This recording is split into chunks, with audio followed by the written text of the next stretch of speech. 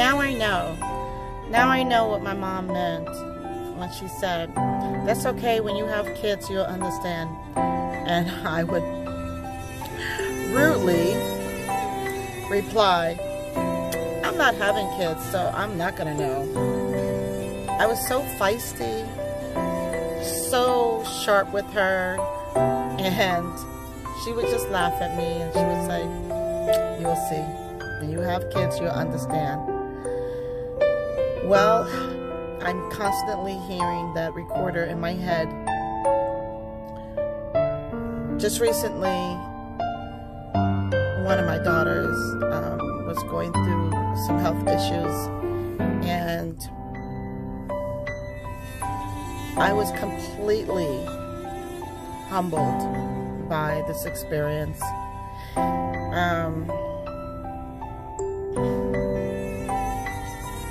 You know, when you're a mom, you take on the responsibility of everyone in that house. You are there for them 24/7. Moms do not get appreciated for who they are, what they represent in the family. A lot of times they get ignored.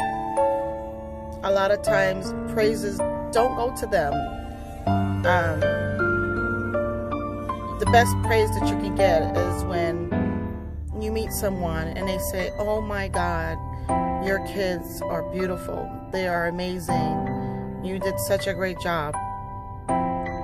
That's the best compliment that you can get. Because you know, at home, it's a different story sometimes. A lot of times the kid gets home and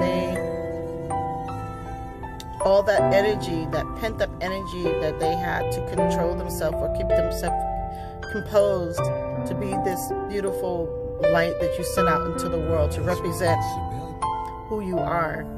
A lot of times they get home and they let it all hang out, if you will. They decide that mommy can take it, mommy can handle it.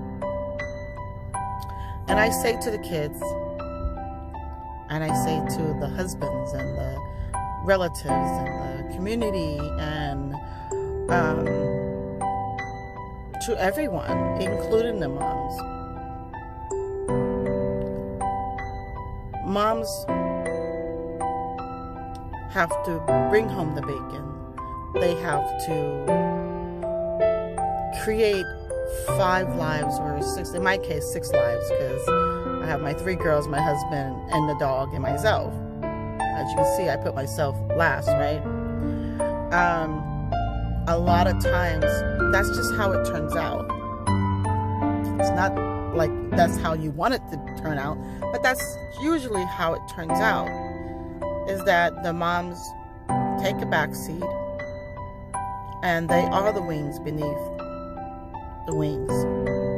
And I constantly hear my mom. I didn't understand it then because I didn't have kids and I was living a single life and I was just kind of doing my thing.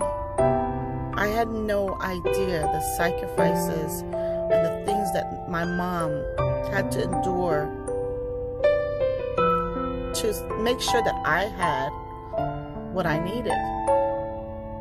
I never wanted for anything. She was a single parent and she worked her ass off. And she made sure that we had the things that we needed. She was a simple woman. She was a powerful, praying mom. And there were times that she would call me 2 or 3 o'clock in the morning when I was out here on the West Coast by myself, and she would say something's not right. And I didn't want to say anything to her because I didn't want to scare her. There one time she showed up on the plane and she said, something's not right. And she was absolutely right. Something wasn't right. I'm saying all this to say that, Mom, may you rest in peace, but you are absolutely right. I do know now. When you are met with a challenge like your daughter's not feeling well and you're supposed to just go on with life like everything is normal when you are at your lowest. That's when people are supposed to step up and support you. I learned, and I'm learning, still learning, to be able to reach out and say, hey, I need help. That's not something that comes easy for me. Two things usually happen. One, that you get a support system. Two, people who have malice in their heart towards you feel like that's the perfect opportunity to knock you down even further. And you don't know which one is which until you actually ask for help. I have seen people, I have heard people, I have witnessed people that I thought was there for me, that I thought was my friend, that I thought I could count on, just totally disregard my feelings, or maybe they were too busy, or they had their own shit that they had to deal with. You know, one thing my mom taught me, and God bless her soul, she taught me how to love unconditionally. She taught me how to pray. She taught me how to be a support system for people, even if they're not being a support system for you. I reached out to a community. I reached out to Agape, my church family, and I said, hey, I'm going through something right now. I just need your prayer. And believe you me, the power of prayer is so powerful. Reverend Michael, each Sunday, he prayed for my daughter. And I can't thank him enough. People started reaching out. People started calling. People said, look, I don't know what you're going through right now, but we just want you to know that we're praying for you. We're thinking about you. The moms reached out. People that I didn't know reached out. And I am just overjoyed to announce, to say to you, thank you from the bottom of my heart. She is coming out of it. Thank God. There's a solution, and it's being worked on. But I can't help but think about what my mom was saying. That's okay. You're going to understand when you have kids. And I just wanted to say, Mom, forgive me. Forgive me for not understanding. Forgive me. Even though she's on the other side. And I know I don't have to say this, but I want to say to anyone out there, if you have a mom that's living, reach out to her. Reach out to her. Tell her how much you love her. Tell her how much you are so thankful, because you guys may be on the outs, but believe you me, your mom is praying for you. She may not be able to be there to support you, but she is there 100%.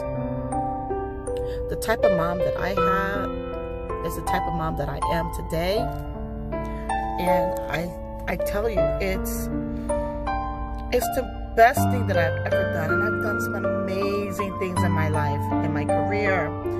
I've been all over the world twice. I've worked with some of the amazing legendary people in the industry. I have done some amazing things, and I will continue to do some amazing things and meet some amazing people, incredible people, and have some amazing people in my life. But nothing beats being a mom. being a mom, to come home and see your children being okay, to look at the smile on my daughter's face when I know she's in pain.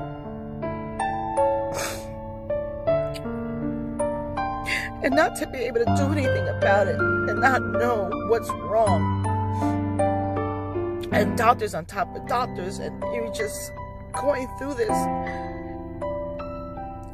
And people expect you to be normal. They expect you to be a smile on your face. And sometimes you walk into a room and you're deep in thought or deep in prayer, and people think, oh, you got a chip on your shoulder, or you upset with them, and they personalize it and turn it around and give you attitude and give you shade, and you're sitting there just praying for your child to be okay.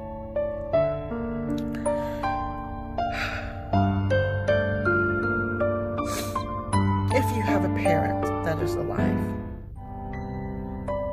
call them, reach out to them, go over their house, give them a hug, try to find a way to fix it before it's too late. My mom and I, we still are, we were so close, and I used to talk to her daily on the phone. My memories of her was a sweet, sweet woman. She was like a rose, because if you got on her bad side, oh, she would let you have it. But she was just a strong woman. I mean, I know the strength of a strong woman because I grew up in that, and that made me a strong woman. I never knew that I was going to be the kind of parent that I am today. I didn't even think I was going to have kids, because I was married to my music. I was married to my work. And I got to cut the cord, if you will, because I didn't know my dad. I got the chance to do it over again and to fall in love and to find a man of my dreams. And we have a beautiful family, and I was able to cut the cord of not having and accepting that, you know, my father's not going to be in my life. Even though I know where he is, some things don't work out. And I wish it was different, but it's not. But to get to see my husband be a dad to my girls is so rewarding. It's so amazing. He's such a great dad, and such a great husband, and such a great friend. Someone that I can talk to, that I can laugh with. Oh yeah, we fight sometimes, but the making up, it's so beautiful. I have somebody that can work with me, that can understand me being an empath, and accept that it's not an easy task to accept, because I feel everything.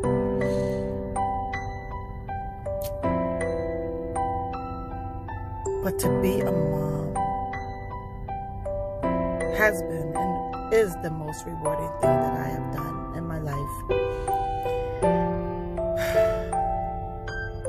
I'm just thankful.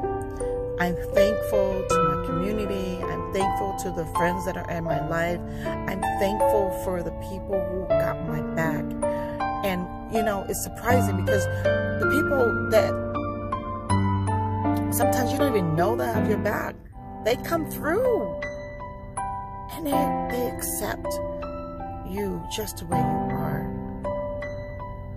And they recognize you as the person that you are today. Because sometimes people get stuck in a loop, and they remember you 20 years ago, 5 years ago, 10 years ago, and you were probably going through something, and they say, oh, that's who you are. And they talk about you, and the naysayers and the gossip and all of that stuff. Leave all that alone. Let them go ahead and do whatever they need to do.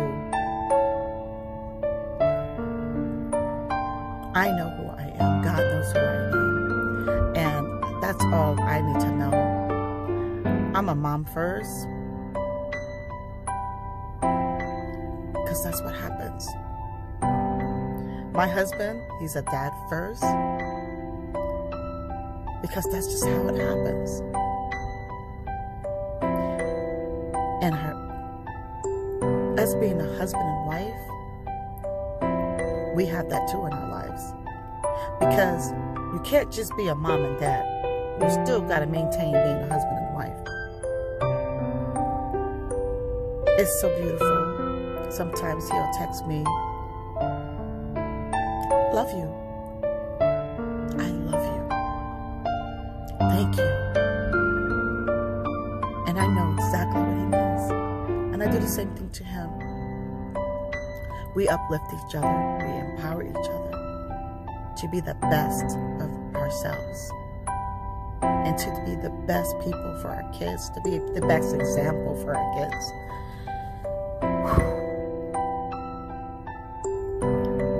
God laid this on my heart to say this. I don't know who this is for. There's somebody out there who is not speaking to their parents, who may be going through something, who may be a mom and think that they don't have nobody in the world that understands where they are. You know, people say all the time, when you invest in your kids the way I have, they want to judge you and they want to tell you what to do or how to do it. Instead of being a support system, they want to remind you of all your flaws that you have when they have no idea what you're going through daily, waking up, trying to get them out to school, and then going off and trying to make sure that you protect the livelihood that you have. It's amazing that people who don't spend any time with you can just come in and try to tell you how to do your life. They don't want to be a support system. They just want to tell you what you're doing wrong. I bless you for the people who I shared what was going on with my child, and they said, I'm here for you, whatever you need. Sometimes they just called. It was beautiful. They just called just because. They said, look, I'm thinking about you. I know you're going through something right now with your daughter, but I'm praying for you. That goes so far opposed to telling me what I should be doing, what I shouldn't be doing in the midst of my adversity, in the midst of my pain. Because that's the worst pain in the world for a mom to have something going on with their child and have someone telling you what you're not doing and you should be doing this. The best support that you can give to someone who is going through is to pick up that phone or a text and say, hey, do you need anything? Is there anything I can do for you? And if she says no, then say, well, I just want you to know that I'm thinking about you. I'm praying for you. And I'll reach out again. Because the person that's going through something, sometimes they don't know what they need. But the calls, the texts, the emails, the phone calls that I've gotten from people has been amazing. And I'm just so grateful and so thankful that this walk, this journey that I'm on as a wife, as a mom, as a spiritual being having this human experience, I'm grateful that I know that I have people in my corner. That's the best feeling in the world. And to know that people out there that really love my kids. And for the ones who gave me shade, God bless you. Because what goes around could come around. And I don't wish that on anybody. That's just how karma works. So I don't have to lift a finger. I don't have to do anything. You know who you are. And I don't care to know who you are. All I know is that today I'm happy, I'm thankful, and I'm grateful that I'm on the other side of this. I see the light back in my daughter's face. She's smiling. She's got energy. Thankful to Dr. Rich Clayton. He is a holistic doctor. That is so amazing and so powerful. And the work that he did for her. Wow.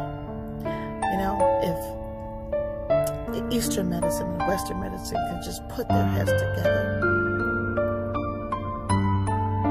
instead of giving you a pill to put in your mouth, if they can just get together and work together and set aside their egos, then we would be a better species. We wouldn't have all these health issues. The side effects on some of these things is horrendous. So, you have to have your primary doctor, yes.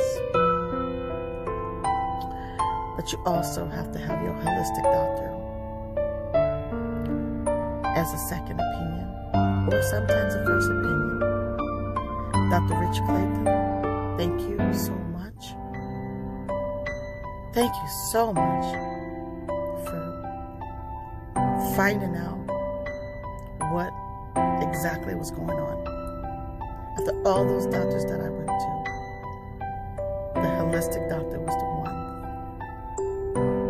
that was able to figure out what it was.